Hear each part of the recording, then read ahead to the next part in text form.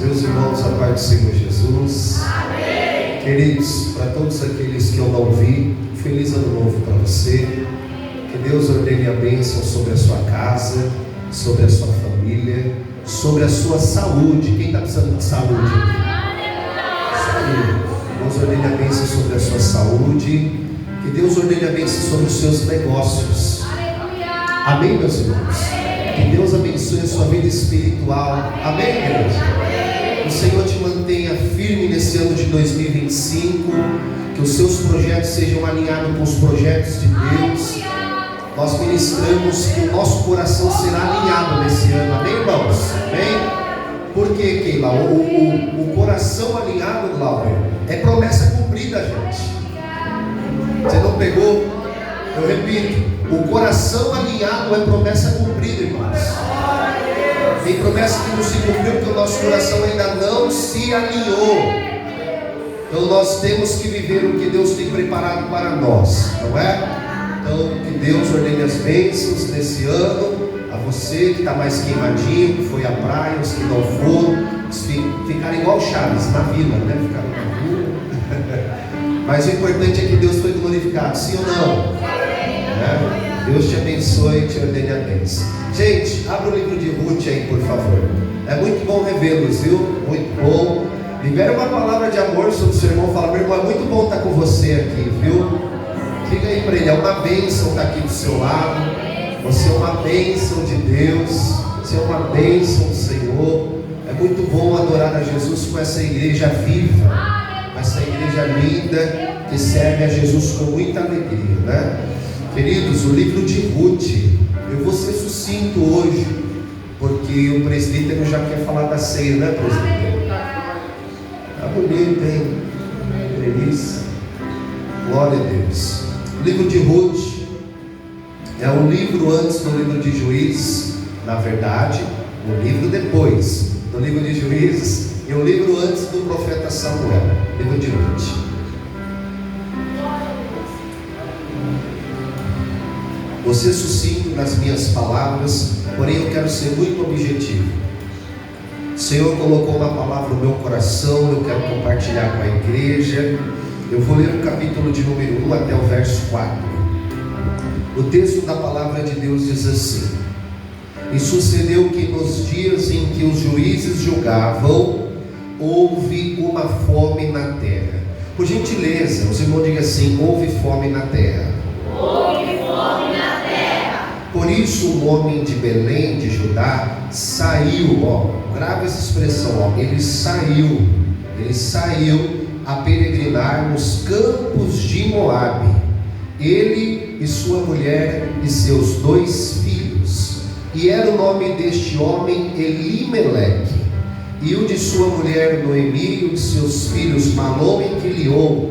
Eles eram efrateus de Belém de Judá, e chegaram aos campos de Moabe e ficaram ali.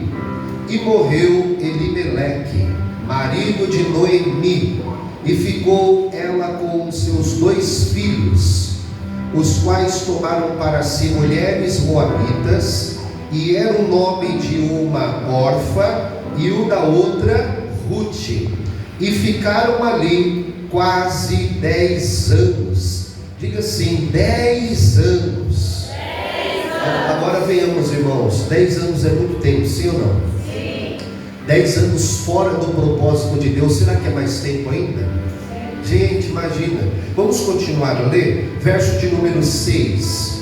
O texto, vou ler o 5, né? E morreram também ambos, Malom e Quilion, e ficando assim a mulher desamparada, olha isso, dos seus 2 filhos e do seu marido. Então se levantou ela com as suas noras e voltou dos campos de Moabe. Olha que coisa boa, né? Ela voltou dos campos de Moabe, porquanto na terra de Moabe ouviu que o Senhor tinha visitado o seu povo, dando-lhe pão.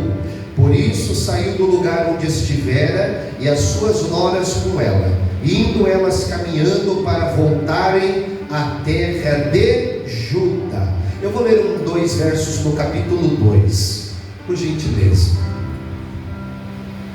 Alex, querido, aqui um pouco esse ventilador. voando para lá?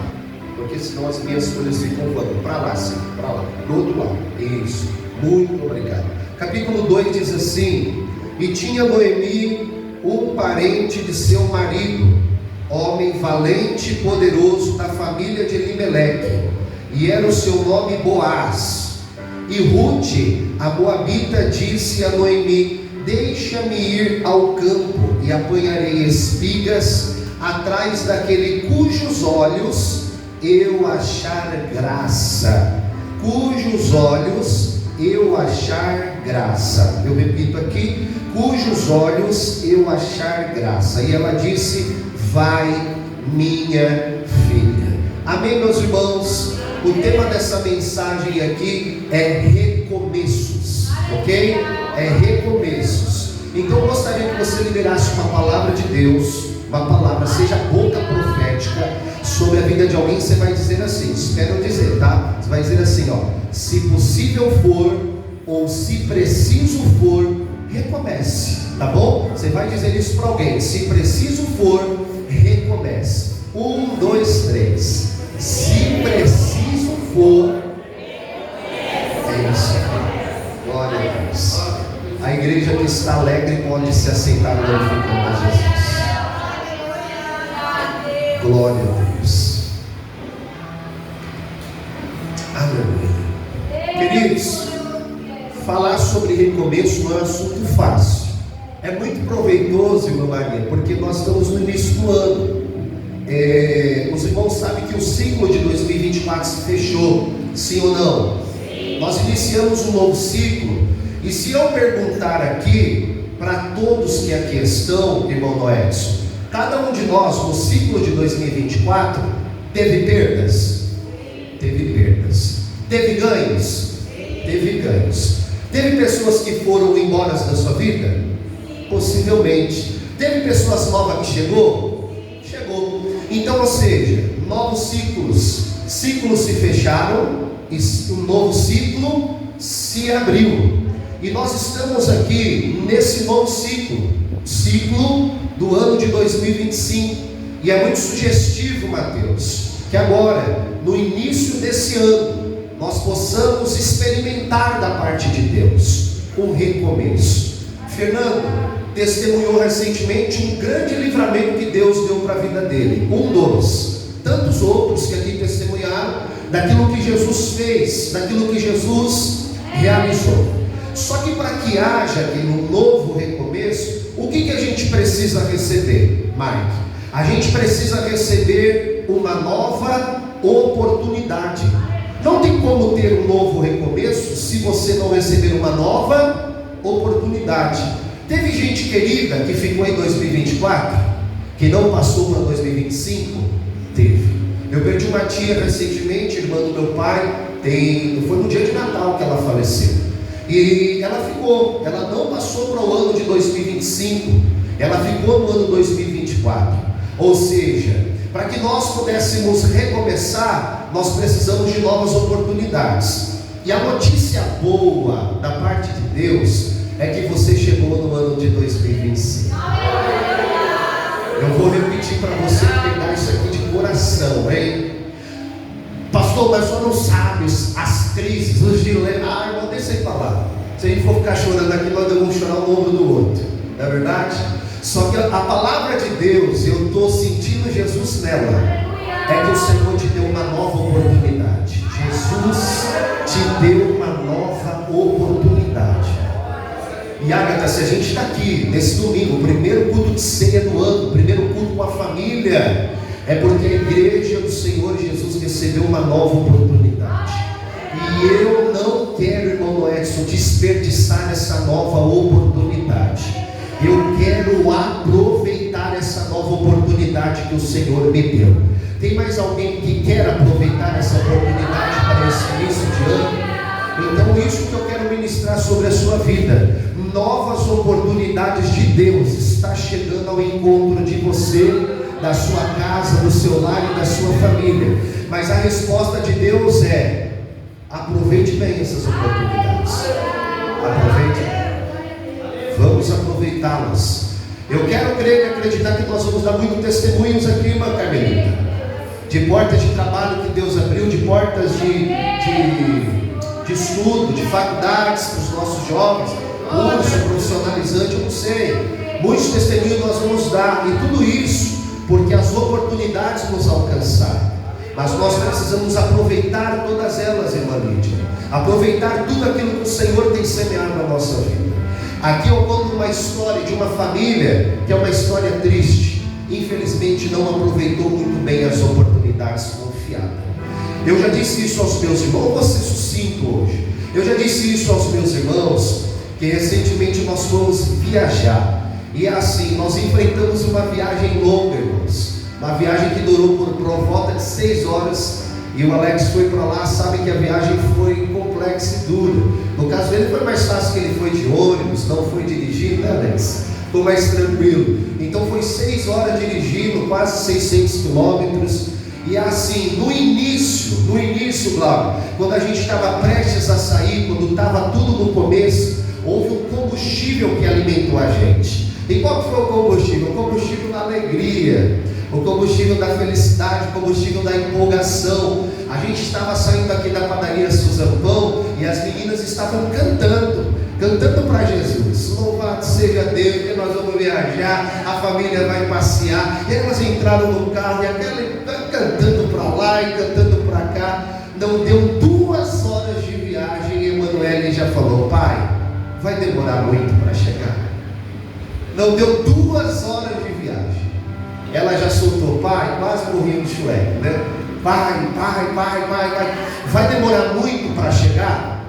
E aí ficou se repetindo. Enquanto mais demorava, dava 3 horas, as perguntas se repetiam.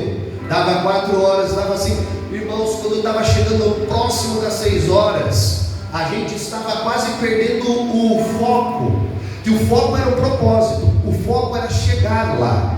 Só que dependendo da viagem que a gente tem aqui, a gente pode perder alguns focos. E para quem já pegou, não estou falando mais da viagem do meu carro. E dependendo da nossa viagem que a gente faz aqui, você perde o foco do propósito.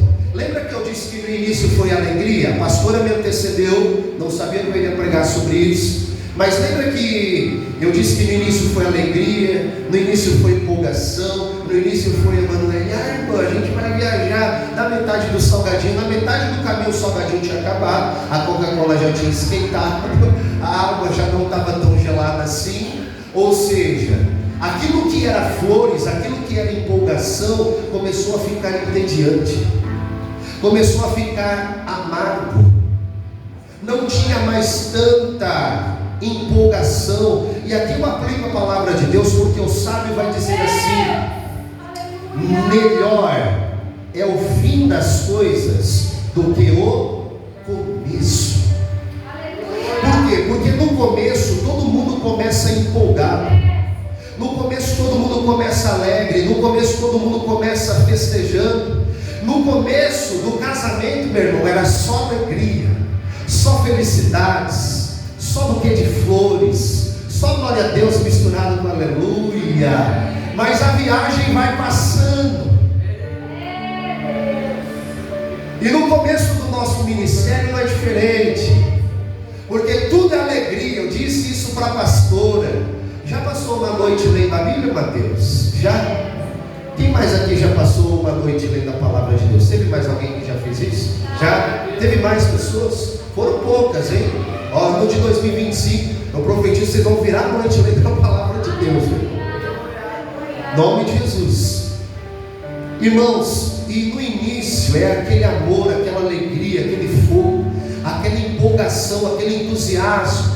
Eu me lembro que meu pastor, ele só dizia assim: ó, domingo tem monte, hein? Eu já colocava o meu nome como o primeiro da lista. Põe meu nome, não sei quem vai, mas o meu vai estar lá, porque as outras coisas para mim eram secundárias. Porque o meu domingo era assim: domingo eu jogava bola pela manhã, então eu não trocava o meu jogo de futebol por nada, Alex. Eu estava lá, e se é aquela coisa, o Glauber sabe disso, que é goleiro nada, o jogo é marcado daqui da igreja, né? Ou o Fernando também, quer saber, nunca é jogador cara aí também, né? Ou seja, ele não trocava por nada. Por qual motivo? Porque se você chegasse atrasado, ou se se fosse mais ou menos era banco, não tinha meião, camiseta já era da 12 para cima, porque já era da 12 para cima, e a gente tinha horário, tinha responsabilidade, eu não perdia um, e aquela empolgação, e no início do ministério, aquela empolgação, aquele fervor, só que a viagem vai correndo, e aquilo que era propósito, aquilo que ardia o coração, aquilo que queimava por dentro, já não está queimando como queimava antes, já não está ardendo como ardia antes, já não tem mais aquele apego como tinha antes, aquilo que às vezes a gente era taxado pelos outros como quadrado e dizer isso é pecado, mas tudo para você é pecado. Hoje entramos no legalismo em que nada mais é pecado. Entrou um demônio dentro da igreja chamado não dá nada não, pode fazer, não dá nada não, e me parece que as coisas vão se esfriando, e como eu disse aos irmãos, no início é empolgação, no início é alegria, irmãos, eu não quero jogar um balde de água fria em ninguém, nós estamos no início do ano, e eu não quero deixar que você não se empolgue, que você não se motive, ou que você não tenha alegria, mas o que eu quero dizer para os irmãos, que essa euforia de final de ano para início de ano, ela não se apague no mês de março, mas ela continue em abril, em maio, em junho, em julho. Quem tem mão lá em cima pode levantar, que eu vou profetizar, o fogo arderá continuamente e não apagará sobre o teu altar. Eu quero profetizar que vai chegar em dezembro, ou dezembro mês difícil, ou dezembro onde tem crente que desvia, ou dezembro onde tem crente que perde o propósito, que perde a razão, que troca Jesus por um copo de bebida, por uma noitada, mas eu estou profetizando, quem tem mão para levantar, levante, o fogo vai arder, vai queimar, vai pegar, e vai chegar em dezembro, a gente vai estar aqui, dando glória, misturado, aleluia. Cadê a igreja que vai queimar? Cadê a igreja que vai pegar fogo? E não vai se deixar levar por causa de um mês, por causa de uma noite, por causa de um dia.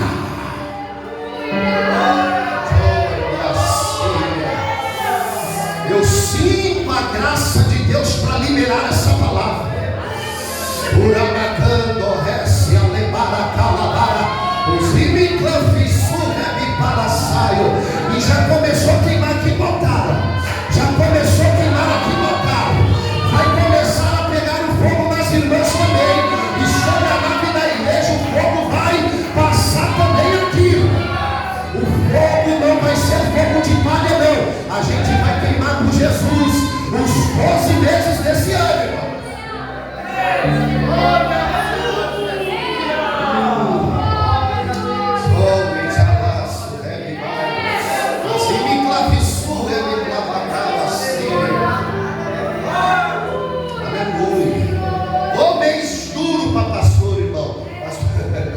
Mês de dezembro o pastor ora 12 meses. A gente recebe o 13º, mas tem oração dobrada. Pense num trem difícil.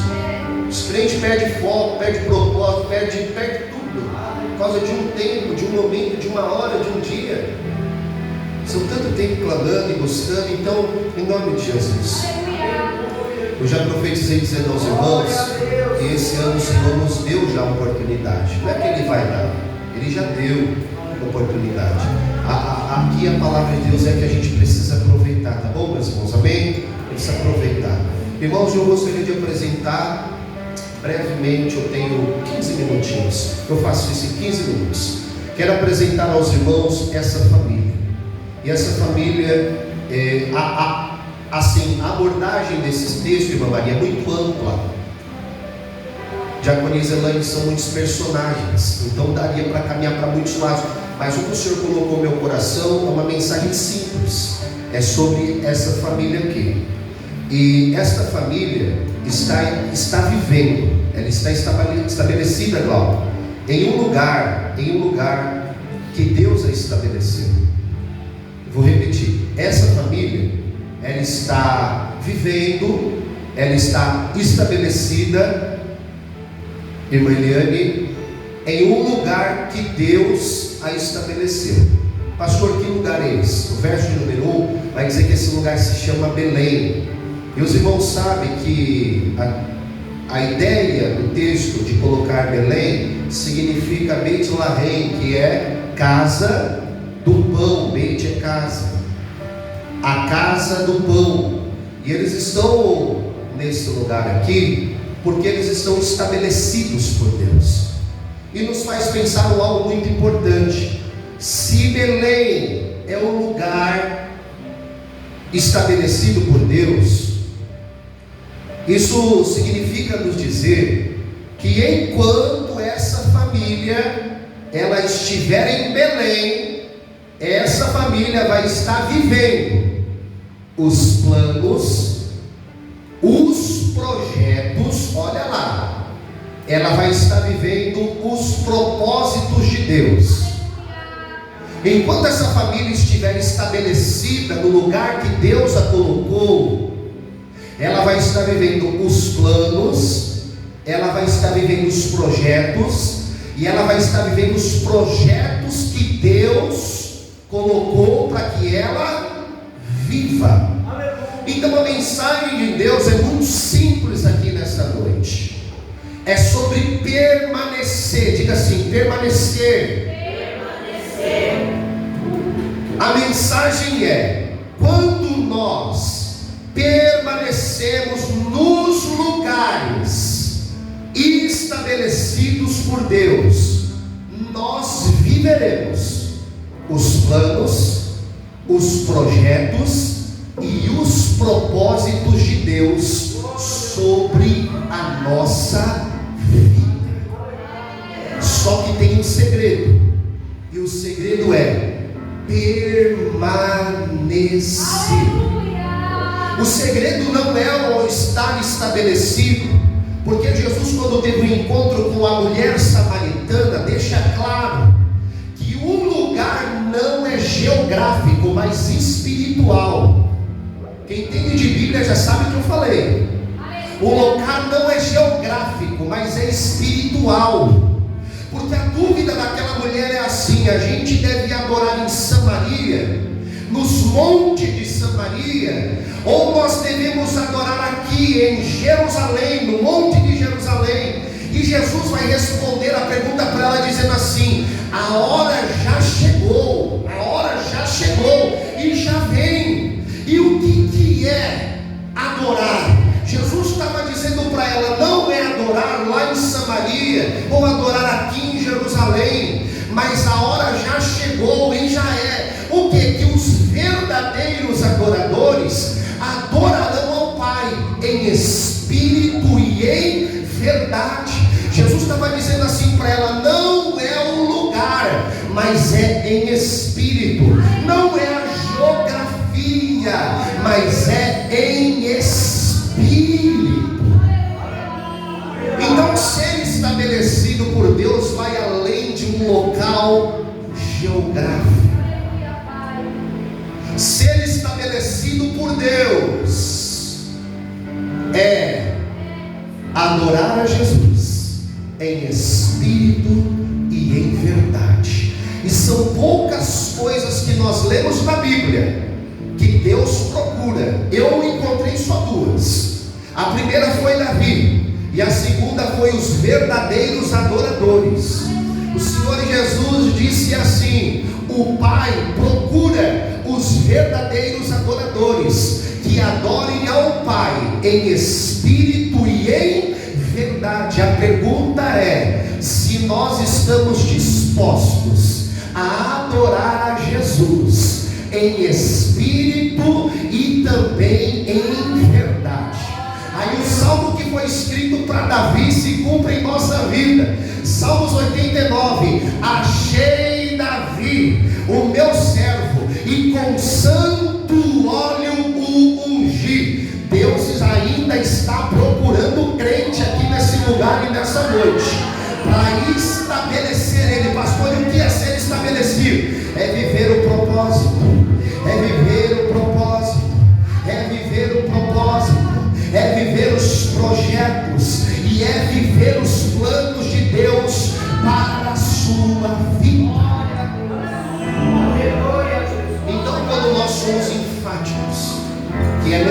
necessário que a igreja esteja em espírito.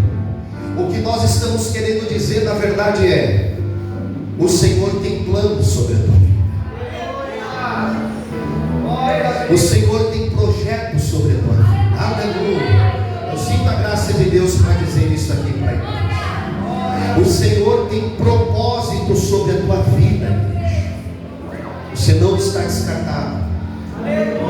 Aleluia. Nós recebemos uma nova oportunidade. Queridos, como eu disse aos irmãos, por essa família não aproveitar a oportunidade. Por gentileza, verso de número 1, o texto diz assim: e sucedeu que nos dias em que os juízes julgavam, não vou entrar aqui, houve uma fome na terra. Olha como o texto vai colocar: e por isso o homem de Belém saiu. Nisso, irmãos, não há problema em sair nenhum. A Bíblia nos orienta por vezes sair de certos lugares. A mesa do escarnecedor, a roda do escarnecedor, a mesa dos ímpios. Há muitas orientações bíblicas que nós devemos sair. A problemática é sair sem a orientação de Deus, sair por motivações erradas.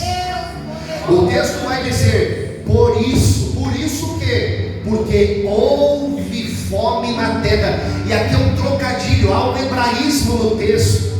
É mais ou menos dizer assim, ó: faltou pão na casa do pão. É isso que o texto está querendo dizer. É um hebraísmo aqui. Faltou pão na casa do pão. E o texto está dizendo: por isso essa família vai viver um novo cenário. E que cenário que é esse? O cenário das necessidades. Aparece um novo cenário para essa família. E essa família não estava acostumada com esse novo cenário. Um novo cenário aparece. E o texto vai dizer que esse novo cenário gerou uma fome sobre toda a terra. E não há problema de novos cenários. Nós vivemos novos cenários todos os dias da nossa vida. Mas o que eu chamo a atenção aqui da igreja é que a família vai se movimentar por causa do cenário novo que surgiu. Lembra que eu disse para os irmãos que elas estavam num lugar estabelecido por Deus? E quem está num lugar estabelecido está vivendo os propósitos de Deus. Então quem está num lugar estabelecido, vivendo os propósitos de Deus, se movimenta por causa dos propósitos. Só que está começando a ter uma movimentação diferente agora nessa família. E qual que é a movimentação? A movimentação do novo cenário, o cenário das novas necessidades. E por se deixar levar pelas necessidades, eles começam a se movimentar pela necessidade. E algo que eu aprendo com a palavra de Deus: como nós nos movimentamos em um cenário de necessidade. A Bíblia nos faz entender que o Senhor Jesus, Ele se movimentava por causa dos propósitos e nunca se movimentou por causa das necessidades. E o Senhor está falando com a sua igreja aqui nesse lugar, nessa noite. Como que nós temos nos movimentados, como os cenários mudam e as necessidades surgem e aparecem sobre a nossa vida. A palavra de Deus para a nossa vida hoje é: não se mova por causa da necessidade. A necessidade vai fazer você tropeçar. A necessidade vai fazer você se precipitar. Deus está falando: se mova por causa do propósito. Quem se move por causa do propósito não se precipita. Aleluia. Glória ao Senhor. Aleluia. Aleluia.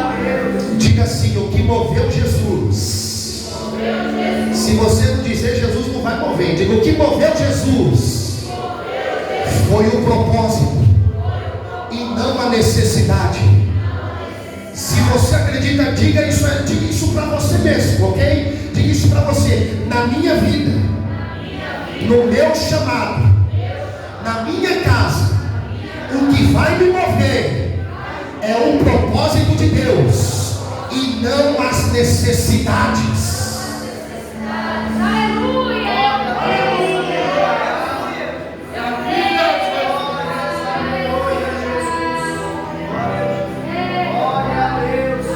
Quem se movimenta pela necessidade não enxerga o propósito. Eu repito. Quem se movimenta pela necessidade não enxerga o propósito. Se nós vivemos uma vida impulsiva, precipitada, nós não enxergaremos o propósito. Pastor, e onde está isso na Bíblia? Atos 16:6 diz que o apóstolo Paulo, por uma boa motivação, pega isso aqui, irmão. O apóstolo Paulo estava com uma boa motivação, eu vou te dar ela. Pregar o evangelho é uma boa motivação, sim ou não? Pregar o evangelho é uma das maiores motivações que podem existir. E o texto vai dizer que o apóstolo Paulo estava motivado para ir para a Ásia, em Atos 16:6. Mas quando ele estava orando, o Espírito de Deus parou o apóstolo Paulo e disse assim: você não vai para a Ásia. Por qual motivo? Porque o apóstolo Paulo entendeu que a necessidade da Ásia era maior, e ele queria se motivar, ele queria se mover para a Ásia. E o Espírito, é o verso 6, o Espírito Santo disse para o apóstolo Paulo: você não vai. Mas eu posso imaginar a justificativa, isso não está escrito, é coisa minha. Mas Senhor, a causa é justa, eu vou pregar o evangelho, tem muita gente necessitadas, mas eu imagino o Espírito Santo falando assim para ele: mas eu não me movimento por causa da necessidade, eu me movimento por causa do propósito. E o apóstolo Paulo aparece para ele em um sonho. Meu Deus, em um sonho. Tem crente aqui que tem sonho do céu? Tem crente que tem visões. O Senhor apareceu para ele uma visão, Paulo. E o varão apareceu na frente dele, o varão da Macedônia apareceu para ele e disse: Paulo, atravessa a Macedônia e vem nos ajudar. Paulo atravessou a Macedônia e cumpriu o propósito que Deus tinha sobre a vida dele na Macedônia. Agora, se ele fosse para a Ásia por causa da necessidade, a Macedônia não seria alcançada, o evangelho não teria sido expandido. O céu sabe o que é melhor, e os céus está dizendo para a sua igreja: eu não quero que você se mova pela necessidade, mas eu quero você se movimentando por causa do propósito. Por causa do propósito. Eu não quero ver você envolvido em precipitações, em decisões precipitadas, mas eu quero que você se mova por causa do propósito. Pastor, o que isso quer dizer? Elimeleque se precipitou. O texto vai dizer: por isso o que? Por causa da fome, por causa da necessidade, por causa do novo cenário que apareceu sobre a vida de Elimeleque. E o texto vai dizer que ele empreita uma viagem a uma terra chamada Moabe, cerca de 80 a 100 quilômetros da onde eles estavam.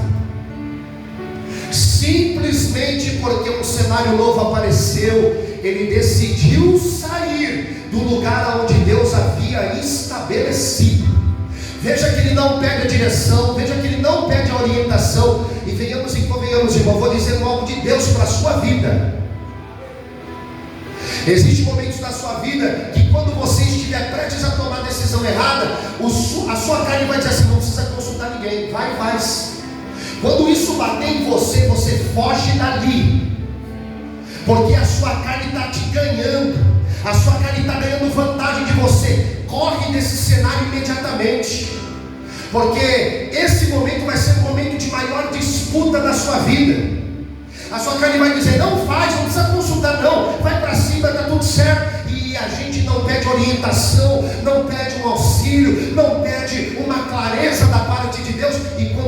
ver, estamos lá na terra de Moabe. Moabe foi gerada de um casamento não, mas de um conúbio incestuoso. As suas filhas, que eram filhas de Ló, moravam em cavernas, e elas tiveram um relacionamento incestuoso com o próprio pai. Olha a justificativa, irmã Maria: não tem homem aqui. Irmão, havia muitos outros lugares ali perto. É que na verdade elas queriam acobertar o pecado, e elas falaram: não tem homem aqui. E a gente, quando peca, irmão, se não se arrepender logo, um recado de Deus que Jesus falou isso para mim, eu quero te dizer. Quero dizer isso para você, porque Jesus me entregou isso, ok? Irmão, João vai dizer: filhinhos, não pequeis, essa é a ordem, mas se porventura pecar, então, ou seja, nós escorregamos. E eu deixo algo aqui para os meus irmãos que eu vivi: se porventura os irmãos pecarem ou retrocederem, seja rápido em se arrepender. Não demore para se arrepender. Seja rápido, corra logo aos pés de Jesus, pede para que Jesus te passe com o sangue e te perdoe. Não demore para se arrepender. Faça isso o mais rápido possível. Meu Deus, preciso finalizar. E ele está agora na cidade de Moabe, sempre de direção, sempre de orientação. E Moabe nunca foi um bom negócio para o povo de Deus. Ela atrapalhou os israelitas quando estavam chegando na cidade de Canaã. Atrapalhou. Nunca foi um bom negócio Moabe. Nunca foi. Deus sempre a rejeitou, porque sempre foi um povo de dura cerviz. E agora Elimeleque está com a sua família em Moabe. Sabe qual que era o pensamento de Elimeleque? Eu só vou dar uma passadinha para ver como que estão as coisas lá do lado de fora. Eu só vou, porque sabe o que aconteceu? Aqui em Belém está faltando pão. Aqui em Belém apareceu um novo cenário, um cenário de necessidade. E Elimeleque não consegue enxergar que o cenário de necessidade, e para pegar isso aqui tem que ser crente, hein? Elimeleque não está enxergando que o cenário de necessidade faz parte do propósito de Deus para a sua vida. Elimeleque só consegue enxergar Deus na bênção. Elimeleque só consegue enxergar Deus na fartura. Elimeleque só consegue enxergar Deus quando as coisas estão boas. Quando as coisas não estão boas, Elimeleque quer mudar de cenário sem consultar a Deus. Como que nós estamos nos comportando mediante os cenários novos que estão surgindo? E nessa saidinha dele para ir na terra de Moabe, só verificar se tinha pão, Silvio. Ele foi lá só ver se tinha pão. O texto do verso 4 diz que eles ficaram lá 10 anos.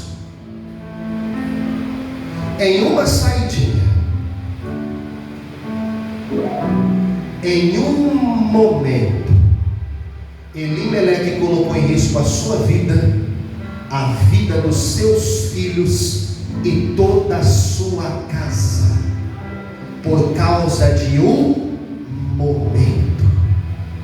10 anos se passam, e o texto vai dizer que Elimeleque nesse tempo ele morre.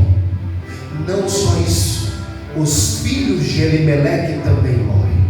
Malom e Quilion também morrem. Por quê? Porque eles estavam estabelecidos por Deus, mas decidiram romper do lugar de estabelecimento para viver aquilo que Deus não tinha preparado para as suas vidas.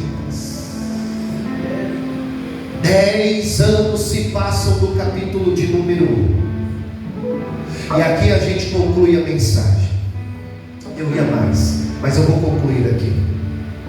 10 anos se passam do capítulo de número 1. Diga assim: 10 anos. Verso 4 diz isso. 10 anos. O capítulo de número 1, a sua trajetória, ele leva 10 anos. Porém, eu disse aos irmãos que o nosso Deus é um Deus de recomeços. Elimeleque falhou, Malom e Quilion falhou, só que ainda tem Noemi, ainda tem Ruth. E Deus, na sua infinita bondade, não é que Ele aprovou a saída de ninguém. Veja o que eu estou pregando. Não é que Ele aprovou a saída de ninguém, mas Deus está agindo por bondade e misericórdia com a vida de Noemi e com a vida de Ruth. E está possibilitando agora, depois de um cenário de perda, depois de um cenário de dor, depois de um cenário de luto, o Senhor está dizendo para Noemi e para Ruth: chegou o tempo de novos recomeços sobre a sua vida. Irmãos, eu sei que tem coisas que a gente está vivendo,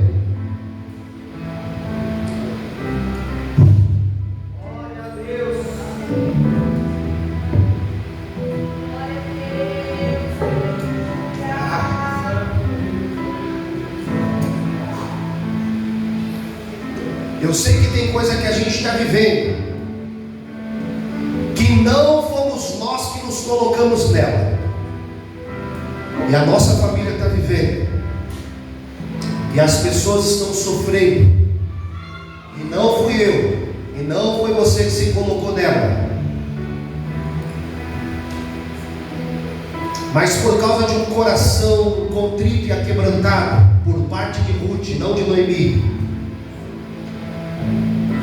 depois de um cenário de perda, depois de um cenário de decepções, depois de um cenário de morte, o Senhor marca um novo período na vida de Ruth, e dizendo para ela: eu sei que você não se colocou nesse cenário, Ruth, eu sei que você está chorando, mas não foi você que se colocou aí. Eu sei que você que está sofrendo, mas não foi você que se colocou aí. Eu sei, Ruth, que está doendo em você, e sei que não foi você que se colocou aí, mas por causa do teu coração sincero, Ruth, a partir de hoje o capítulo 2 se inicia na tua vida, Ruth. Um novo recomeço está vindo, Ruth, sobre a história da tua vida, da tua casa e da tua família. Está chegando um novo recomeço, Ruth, sobre a sua vida. Eu fecho, senão eu não paro. Diga: 10 anos. O capítulo de número 1 dura quanto tempo? O capítulo de número 1 dura quanto tempo? 10 anos. Fica de pé no seu lugar. O capítulo de número 1 dura 10 anos.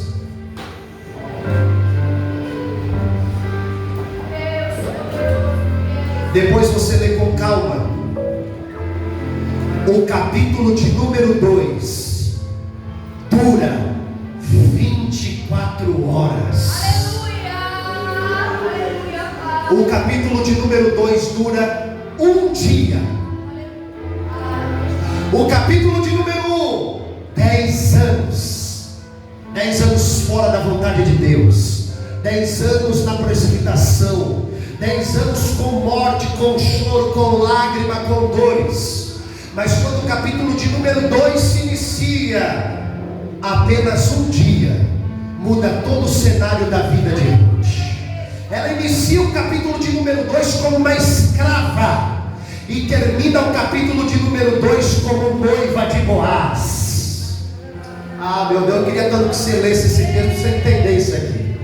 Ela inicia o capítulo 2 como uma escrava, sem direitos, sem posse, sem nada. Mas quando o capítulo 2 se finaliza, Ruth não é mais escrava, Ruth é noiva de Boaz. Ela agora é prometida por alguém, agora alguém deseja Ruth. Eu não sei como iniciou o seu ano. E nem cabe muito a saber disso. Mas de uma coisa eu sei: o Senhor pode mudar todo esse cenário em apenas um momento. O texto diz que ela ouviu que tinha pão na casa do pão, e ela toma a decisão de voltar para Belém. Ela voltou para o lugar que Deus a tinha estabelecido, e por voltar no chamado, aqui eu aplico, hein? E por voltar no chamado, e por voltar com a vida de oração, e por voltar com a vida de jejum, e por voltar com a vida de leitura bíblica, e por voltar com aquilo que é de essencial importância para o reino de Deus, todo o cenário da vida de Ruth foi modificado simplesmente por causa de uma decisão. Qual que é a decisão que a gente precisa tomar hoje aqui? O que precisa ser tomado de decisão para que o Senhor mude a sua vida e te coloque novamente como noivo? Boaz representa Jesus. Se você não pegou ainda, eu te explico. Boaz representa Jesus, Ruth representa a igreja. A igreja, quando era gentílica, era tida como escrava, envolvidas em pecados. Mas com a morte e o sacrifício da cruz do Calvário, Jesus comprou a sua igreja, a Ruth, a noiva, e agora ela tem um dono. Nós somos propriedades exclusivas do Senhor Jesus. E você pode ter adentrado aqui como escravo ao pecado, aos desejos, ao mundo, mas o Senhor está falando: é escolha sua sair como escravo ou escrava. E Jesus está dizendo: eu quero que você saia daqui como noivo, com o nome escrito no livro da vida, debaixo de um propósito. Ei, Ruth, o Senhor tem um propósito sobre a tua vida, o Senhor tem um propósito sobre a tua casa, o Senhor tem projetos sobre a tua família, Ruth. Só tome a decisão correta, Ruth, que o noivo vai fazer tudo por você, Ruth. E hoje é noite de posicionamentos. Feche os seus olhos. Nós vamos ceiar. A noiva do Cordeiro vai ceiar. A noiva do Cordeiro vai participar. Aleluia. Quem tem glória a Deus, dê glória a Deus. Quem tem aleluia, dê aleluia. Aleluia. O Espírito de Deus está nos levando a tomar posicionamentos mais firmes. Hoje, por essa manhã, eu profetizei uma nova unção sobre a vida dos obreiros que estavam conosco lá no monte, porque Jesus pediu para mim assim o fazer. E eu sinto no Espírito de Deus transferir isso aqui para a igreja do Senhor também. A palavra de Deus diz que a unção com óleo, ela despedaça todo e qualquer jugo. E eu quero ministrar sobre a igreja do Senhor que do alto dos céus está vindo uma unção fresca. Quem quer recebe, quem precisa vai pegando. Eu estou profetizando sobre a igreja do Senhor uma nova unção, e essa unção que está descendo do alto, aleluia, da oliveira verdadeira, ela vai à tua frente, dissipando todo e qualquer jugo, dissipando todas as trevas, dissipando todos os grilhões, dissipando todas as algemas. Eu estou a profetizar que esse jugo não vai ficar na tua família, esse jugo não vai ficar nos teus filhos, esse jugo não vai ficar na tua parentela. O Senhor está descendo uma unção fresca aqui nessa noite. Aleluia, aleluia. O Senhor está descendo uma unção fresca aqui nessa noite, e a unção que o Senhor está descendo sobre esta igreja está indo à tua frente, está indo à tua frente, está indo à tua frente, está dissipando todos os jugos. Aquilo que Satanás tentou impor, aquilo que Satanás disse, vai ficar desse jeito, não vai mudar, vai ficar enrolado nesse cenário. Alabara, choro que me dera que assia, urimicando, reminara a saia. Satanás disse, vai ficar enrolado nesse cenário, vai ficar amarrado nesta enfermidade.